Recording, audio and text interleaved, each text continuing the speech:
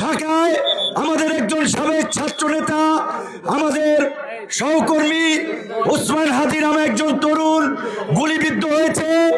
আপনারা তার জন্য দোয়া করবেন।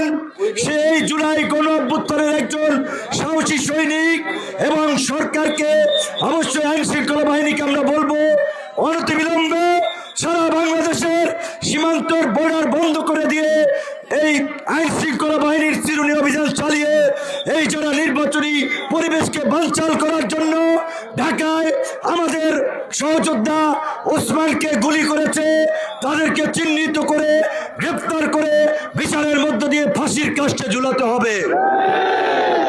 আজকে বিএনপি চেয়ারপারসন আমাদের দুঃসময়ের গণতন্ত্রের আন্দোলনের নেত্রী বেগম খালেদা জিয়া গুরুতর অসুস্থ। আমরা দোয়া করি আল্লাহ তাকে সুস্থ করুক, সুস্থ করে আমাদের মাঝে রাজনীতি করার সুযোগ দেখ ইনশাআল্লাহ। এলাকার অন্যান্য রাজনৈতিক দলের ভাই বোনদেরকে বলবো আপনাদের সাথে আমার বিরোধ নাই।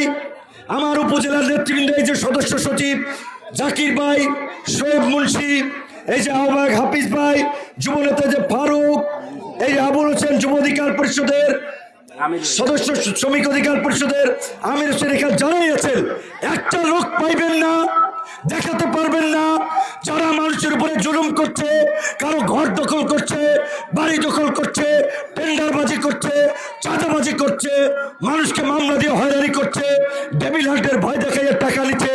এই অপকর্ম আমার কোনো নেতা কর্মী করে নাই।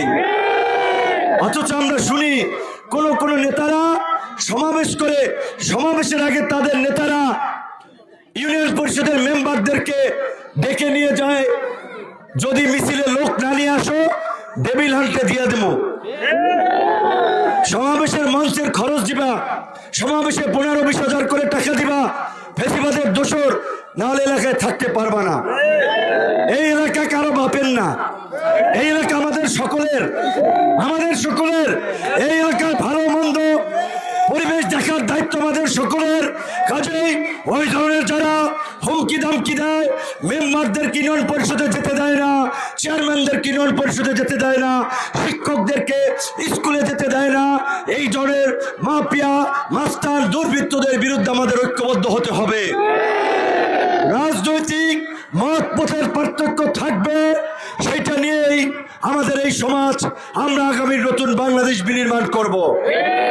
গণ অধিকার পরিষদ কাউকে অন্যায়ভাবে হয়রানি করবে না, কাউকে হয়রানি করতে দিবে না।